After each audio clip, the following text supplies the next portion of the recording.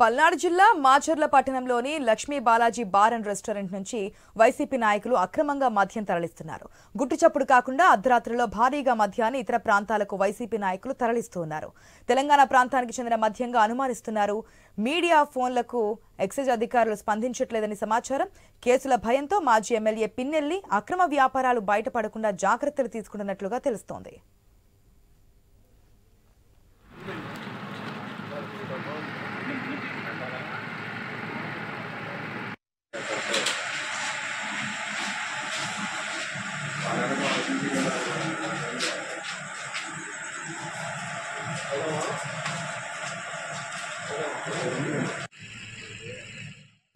పల్నాడు జిల్లా మాచర్ల పట్టణంలోని Lakshmi Balaji bar and restaurant నుంచి వైసీపీ నాయకులు అక్రమంగా మద్యం తరలిస్తున్నారు. గుట్టుచప్పుడు కాకుండా అర్ధరాత్రిలో భారీగా మద్యాన్ని ఇతర ప్రాంతాలకు తరలిస్తున్నటువంటి సిచ్యువేషన్ మనం స్క్రీన్ లో చూస్తున్నాం. ఆ వెహికల్ తరలిస్తున్నటువంటి మద్యాన్ని కూడా పూర్తి అప్డేట్స్ మా ప్రతినిధి సాంబశివరావు ద్వారా తెలుసుకుందాం. రైట్ సాంబశివరావు, మనం చూస్తుంటాం మాచర్ల నియోజకవర్గం ఇప్పుడు ఏపీ స్టేట్కే కాదు పక్క రాష్ట్రాల్లో కూడా ఈ నియోజకవర్గం పేరు తెలియని వంటి వారు ఎవరు లేరు. ఎందుకంటే పిన్నెల్లి ఈవీఎం ధ్వంసం చేసిన తర్వాత ఈ మాచర్ల నియోజకవర్గం అనేది చాలా ఫేమస్ అయిపోయింది. కానీ రామకృష్ణ ఏదైతే ఓటమి తర్వాత ఈ దందాలన్నీ బయటపడకుండా ఉండే విధంగా జాగ్రత్తలు తీసుకున్నట్టుగా తెలుస్తోంది. దానికి సంబంధించిన డీటెయిల్స్ ఏ విధంగా ఉన్నాయి? విజువల్స్ చూస్తున్నాము. ఆ వ్యాన్ కానీ దాంట్లో తరలిస్తున్నటువంటి మద్యాన్ని కానీ పూర్తి అప్డేట్స్ ఏంటి?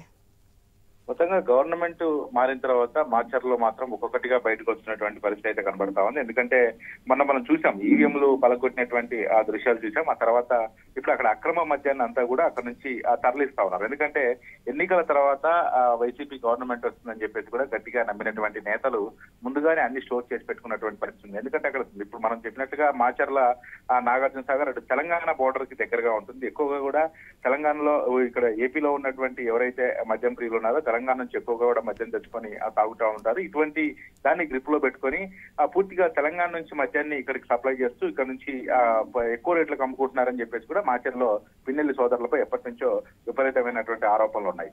ఈ నేపథ్యంలోనే వాళ్ళు ఒక్కసారిగా డంప్ చేసుకున్నటువంటి ఆ మద్యాన్ని, ఎందుకంటే ఇప్పటికే ఒక్కొక్కటిగా కేసులు బయటకు తీస్తా ఉన్నారు. కేసులు బయటకు తీసి ఒక్కొక్కటిగా కేసులు పిన్నెల్లి రామకృష్ణారెడ్డిపై కేసులు నమోదు చేస్తున్నటువంటి పరిస్థితి. దానికి తోడుగా ప్రభుత్వం కూడా మారినటువంటి ఆ నేపథ్యంలో అక్కడ నుంచి మద్యాన్ని అంతా కూడా అక్రమంగా నిల్వ ఉంచినటువంటి మద్యాన్ని అంతా కూడా ఒక బార్ షాప్ లోంచి పూర్తిగా తరలిస్తున్నటువంటి పరిస్థితి ఉంది.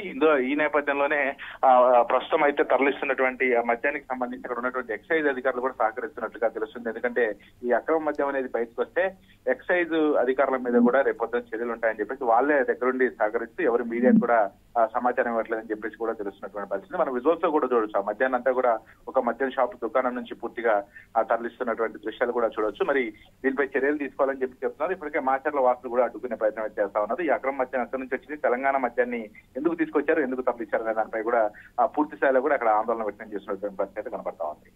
Right Sambasivarao, thanks for the update.